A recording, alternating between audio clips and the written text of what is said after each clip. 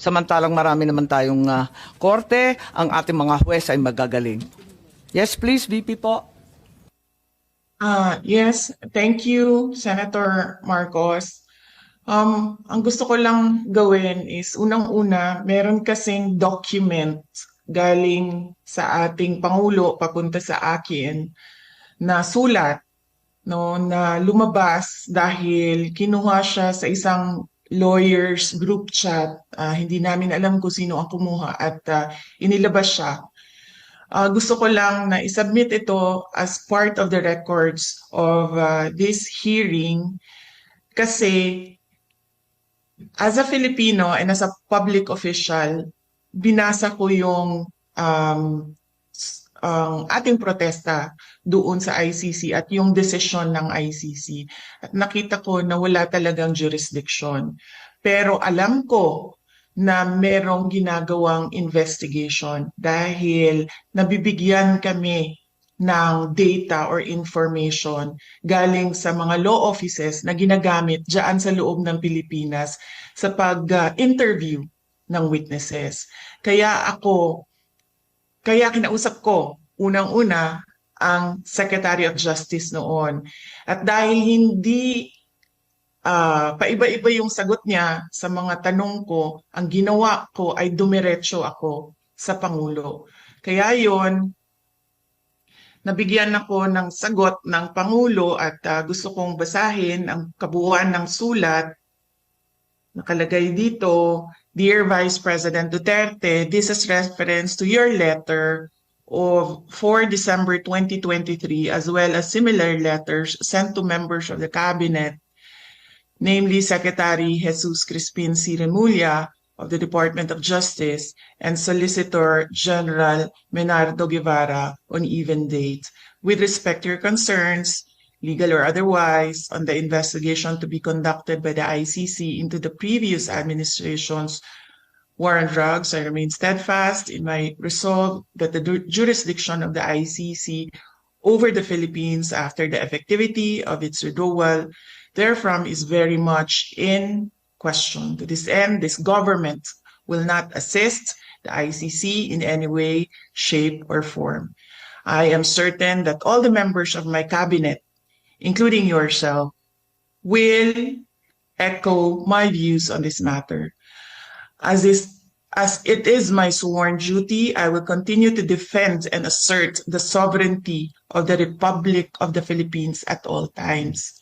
Ngayon, naririnig ko po sinasabi ng ating Secretary of Justice na mabibigyan siya ng panahon na makasagot sa loob ng ICC. And that is clearly the Philippine government's position that there is cooperation with ICC. So kinikilala na nila ngayon yung jurisdiction ng ICC na wala naman kasi talaga. Because this is an extraordinary case of extraordinary rendition. At pangalawa, Senator Amy, gusto ko na sumagot ang Armed Forces of the Philippines kung bakit nila pinayagan na mangyari ito. Because under the law, the Presidential Security Command is in charge of the security of former presidents. So bakit nila hinayaan na mangyari ito sa isang dating Pangulo ng ating bayan? And finally, I request that I leave the meeting, the hearing, because I have to prepare for meetings as well here this morning at 9 a.m. Thank you very much, our honorable senators, mga kababayan. Maraming salamat, VP. Maitatanong lang, kailan yung date nung sinasabi mong sulat mula sa Pangulo natin? Ang date ng kanyang sulat ay December 15, 2023. 2023. Iba pang sulat pala ito. At maraming salamat at hihingin natin ang sagot ng ating AFP tungkol sa PSG at yung okasyon sa Villamor. Maraming salamat, VP. Kung may mga iba pang mga hearing, sana makadalo ka rin. Thank you. Opo, salamat. Okay, I think that's posited to Secretary Chodoro. Nawala Yes, na ma'am. yata si General Larida. No, ma'am, I will answer all the questions regarding the Armed Forces of the Philippines. As we said, we were deputized to support the Philippine National Police. And it is part of the constitutional duty of the armed forces to follow processes.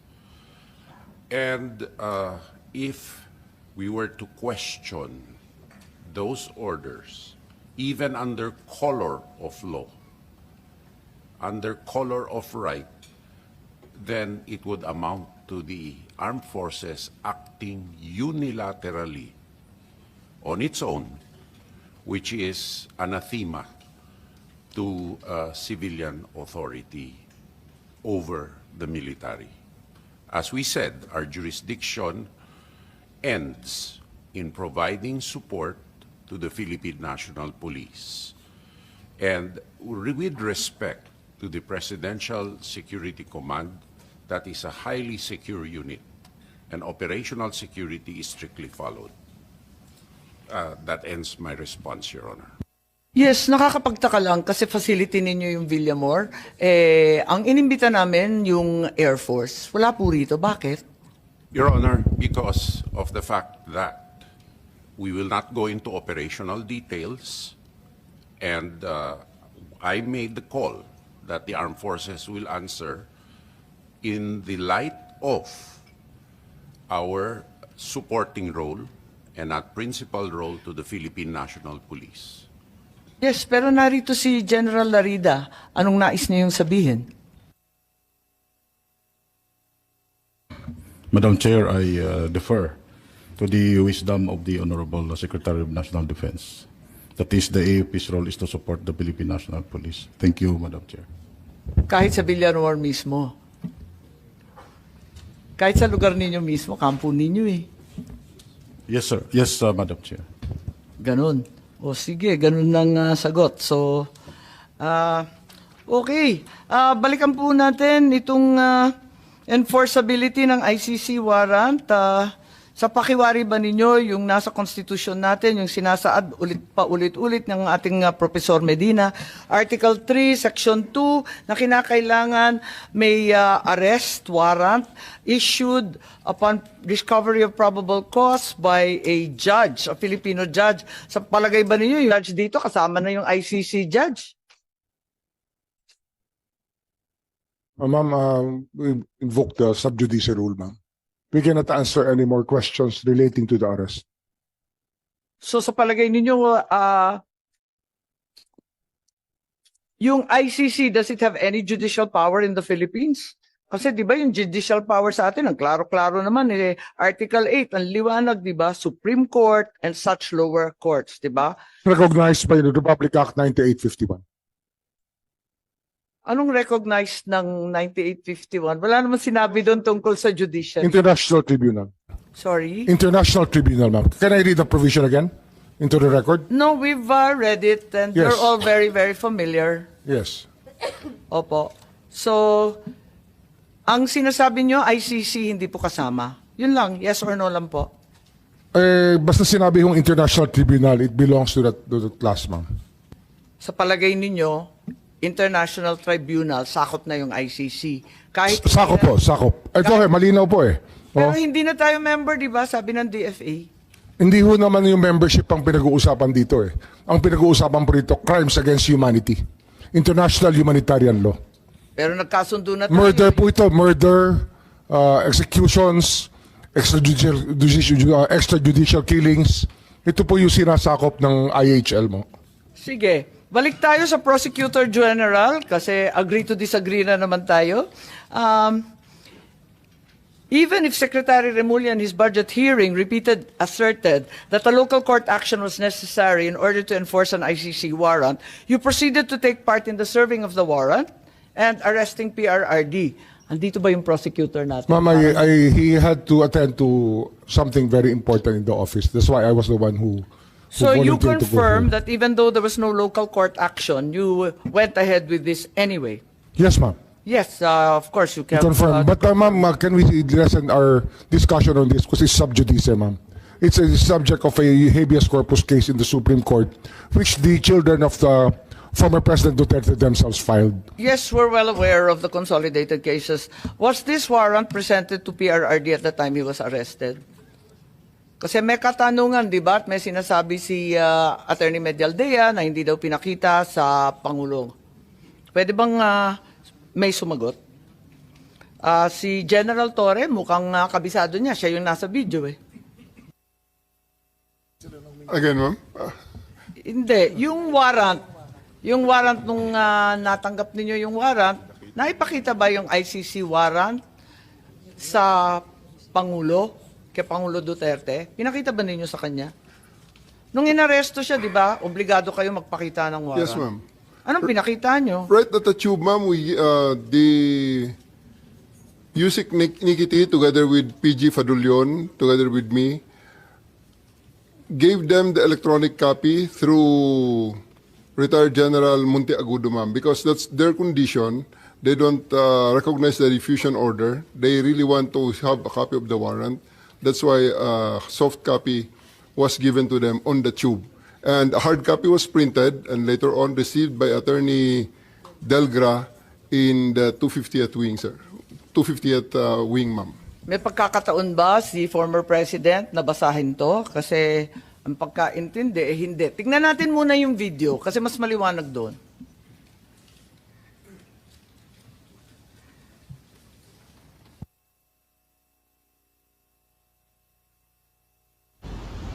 Pag umaresto ka ng tao, pag inaresto ka ng pulis, pwedeng hindi dala ng pulis ang warrant mo? Pwede. Sasabihin lang ng pulis kayo, oy, arestado ka, may warrant ka. Nasaan ang warrant? Doon sa istasyon, halika na. That's perfectly legal. Pag umaresto ka ng tao, pag inaresto ka ng pulis, pwedeng hindi dala ng pulis. So ang sabi po ninyo, hindi naman kailangan yung warrant eh, kaya hindi ninyo pinakita. Tama po ba yun? Ma'am, that is a very, very different interview in the aftermath. But I'm talking of... Anong pinag-uusapan sa interview? And I'm talking about we have already veered on the general rules on the warrantless, on the service of the warrants. Because during the time, and up to this time, there are still a lot of people saying that I'm wrong in there, that you cannot arrest a person with a warrant that you know as a person has a warrant, yet you cannot serve it without the physical warrant. So, all the lawyers know here Diba ang that, ma'am, that sabi, I'm right there. Kailangan ng warrant as soon as practicable. At hinihingi talaga ni former president. Di ba hinihingi niya? Hinihingi ng abogado niya, asan yung warrant? Tama, di ba hinihingi Yes, nila? ma'am. Anong pinakita nyo?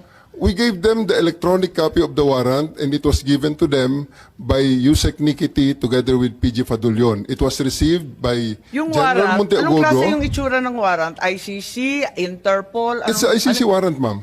ICC warrant. Yes, ma'am. That was directed to the Interpol. That was the attachment of the diffusion order.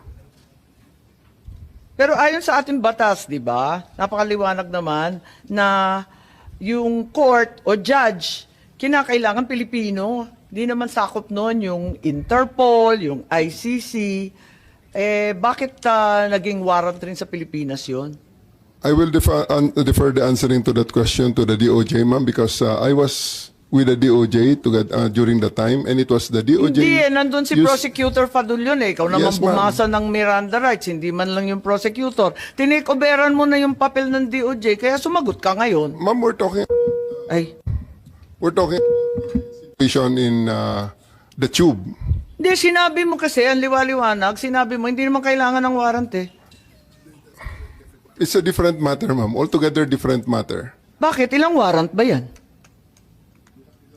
One warrant, but different. That question on the interview is a different situation, ma'am. So, kailan mo pinakita yung warrant, yung sinasabi mo electronic copy? The first time, ma'am, it is not At kanino? me. It was not me who showed the warrant. It was Yusek Nikiti together with PG Fadulyon, together with me there in the tube of the plane.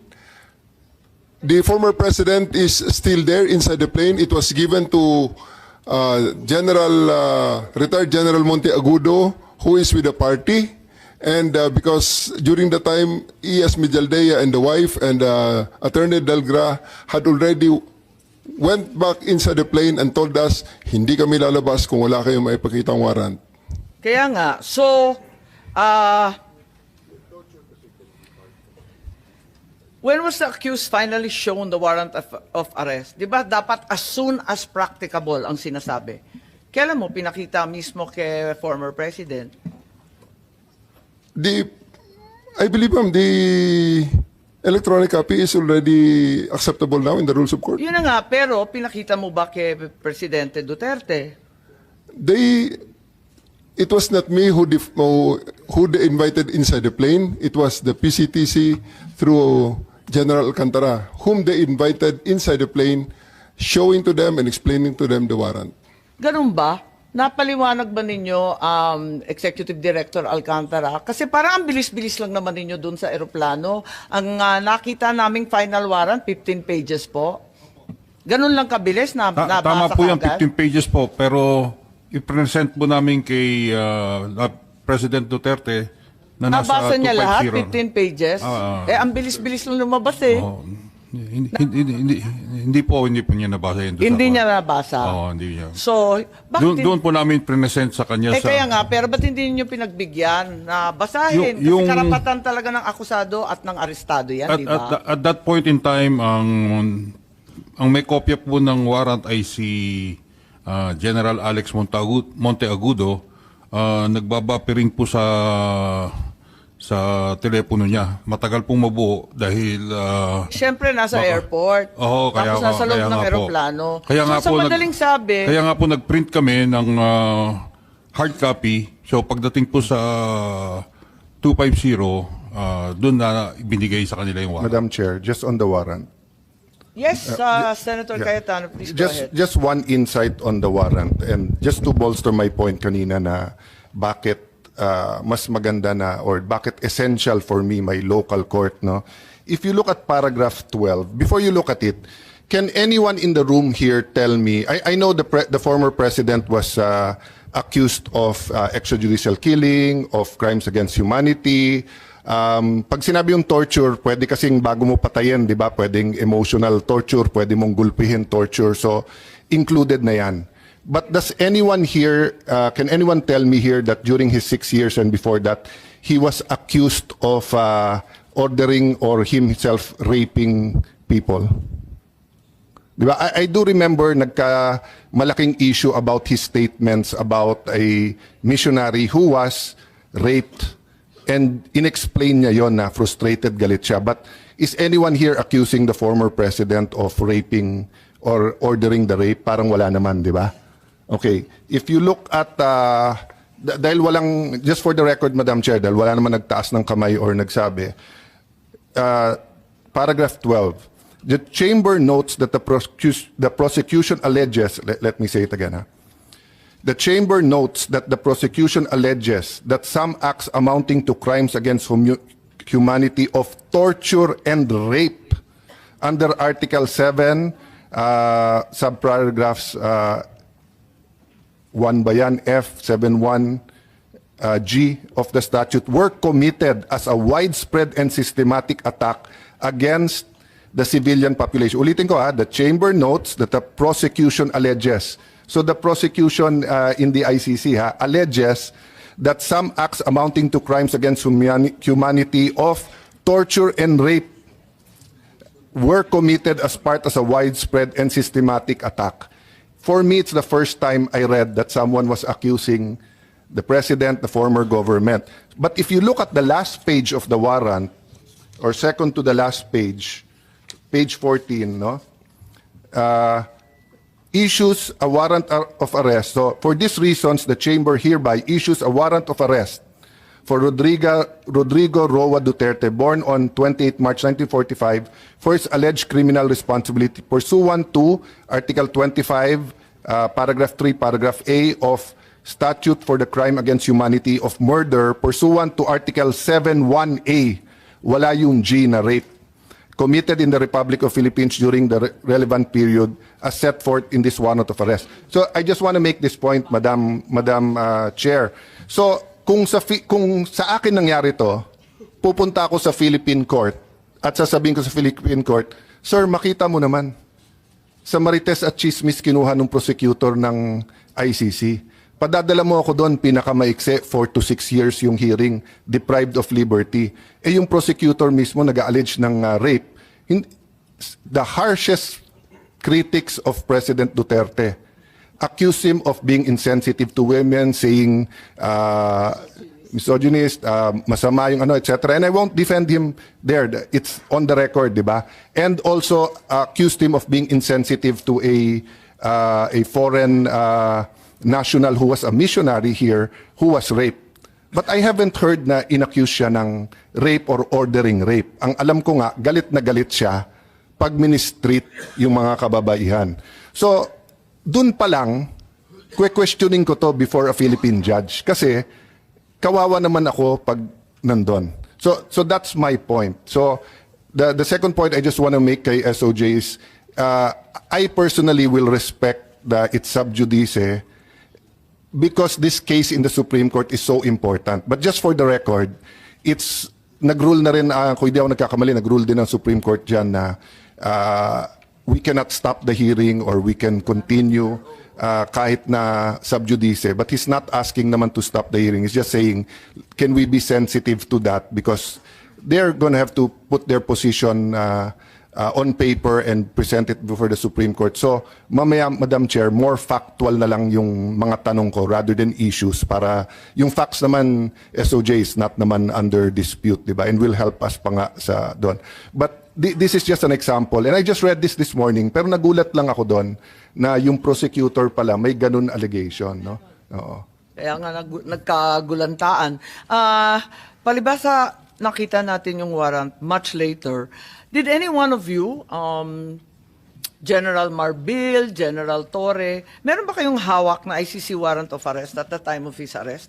Parang electronic copy lang, tapos pinakopya muna, tapos binigay na pagdating doon. Bakit ganun? Samantalang March 10 pa lang nagmo-mobilize na ng libu-libong pulis. Pagkatapos alam na natin na magkakaganito dahil nabalitaan na nga sa Hong Kong. Eh kung ganun, bakit walang warrant doon sa mismong pag-aresto? Electronic copy lamang at nagpa-imprenta pa. Ba't nagkaganon? May I differ on the wisdom of the SOJ to explain on the legality of the electronic copy of the warrant, ma'am? Hindi naman tinatanong yung legality. Okay lang yun. Ang tinatanong ko, bakit parang unprepared kayo samantalang prepared na si General Marbil? Madam Chair, I just want to make clear na ang trabaho po ng police is really to assist po yung PCTC natin. Yun po yung and what we have is tama po yung sinasabing order ng diffusion. So ito po yung nangyari, we rely po dun sa PCTC, dun sa lahat ng mga documents that they need na gagamitin po dun sa effect ng arrest. Ito po yung ginawa po ng again, uulitin ko. Dapat yung PCTC nagdala ng warrant. Ba't nga ba kayo walang warrant? It was stated, ipapadala po through diplomatic channels eh. Naka-state po yun eh. So, dapat diplomatic channel. Nangyari ba yon? Kung diplomatic channel yung DFA, ano ba nangyari sa warrant na yan? Sa dinami-dami ng handa ninyo, sa libo-libong pulis at sundalo na kinalampag, wala bang nag-isip na kinakailangan dalhin yung warrant? Your Honor, if I may, wala po kaming information o wala kaming natanggap at all. Eh kayo naman sa PCTC, wala rin kayong natanggap? We requested for a copy of the warrant and we got it the next day. The next day being? The warrant that came from the Kaya nga, what the day system. The next day is 12 po, 12. So, hindi rin ninyo na ipakita kay Presidente Duterte? Bale tama, si General Torre, na warrantless arresto. Pinakita po namin yung hard copy sa 250, pero sa lawyers po natin pinigay. Madam Chair, can I clarify? Kasi ang sinasabi din na redacted copy lang ang binigay, hindi rin kompleto, kaya hindi nila mabuo. At yun nga, nagkagulatan, Can I bakit clarify? meron pa? Can I clarify that, sir? It was a sealed warrant, correct? Hindi. Hindi po. Electronic hindi. electronic yung nakuha po na No, no. Ano ang Department. pinadala ng ICC? Kasi parang sa ibang news report, sabi sealed. Pag sealed kasi, hindi dadaan ng DFA yon. So, yun nga ang question. What was sealed, sir, was the warrant of arrest was sealed before March 11. Yes. Tapos kanino, sir, pinadala? Sino magbubukas nun pag Well, sealed? when they demanded a copy of the warrant, we relied on our fail-safe mechanism. We have a fail-safe mechanism to make sure that the documents are secure in our possession. So it's the DOJ that produced the warrant. Hindi sa may bias ako sa DFA, but I've worked with these people. Kasi pag sealed, I don't, may option na hindi padaanin sa kanila. At kahit pinadaan sa kanila, I don't think they have the authority to open it. Diba? Yes, but we had to use our fail-safe because the PCTC could not produce the warrant, so we had to use our fail-safe. But once naman it's opened by the proper authority who's allowed to open it, diba, to unseal it, then, syempre, Philippine law na. Ipapakita mo talaga dun sa na... Yes, we showed it to the president and to his lawyers. Teka, mapapaliwanag lang ako. Tell me candidly, at the time you apprehended PRRD, nung inaresto si former president, yung ICC warrant, nasa inyo na ba, General Torre? Yung totoo. Kasi you're under oath, alalahanin ko Yes, ninyo. ma'am. It is with us. It was already with you. Yes, ma'am. Electronic. Yes, ma'am. Electronic. Wala Yes, kayong ma'am. official copy? Electronic O walang copy, ma'am, hard given copy? electronic copy given to me by Yusek Nikiti of the DOJ, ma'am. Sa DOJ. Sa inyo, kasi parang nagtuturoan kayo, sabi ninyo, na dapat yung PCTC ang nagbigay. Pero wala kayong binigay. Sabi ninyo, dapat DFA. Nalilito po ako. Hindi po. Hindi po nagtuturoan. We had the copy of the warrant, that electronic copy of... Dinami-dami Yusek nang P. nag-aresto kay Presidente. Walang nag-isip na kinakailangan bigyan ng kopya na hard copy, opisyal, at talagang... Binigyan po namin sa... Saan? Saan at 250 po, kailan? binigyan po namin. Nung ma-print na po yung hard copy. Saan yun? Sa 250 po. Sa Villamor? Meron po, meron. Ano yung 250 po? Sa Villamor po, Villamor. Binigyan po siya ng kopya. Hard copy po.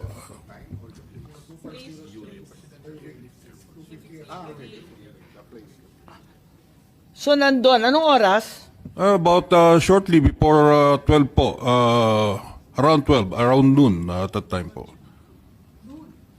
Noon. Noon time? Naibigay ng noon time? Opo. Pero anong oras ba hiningi? Di ba napakaaga pa?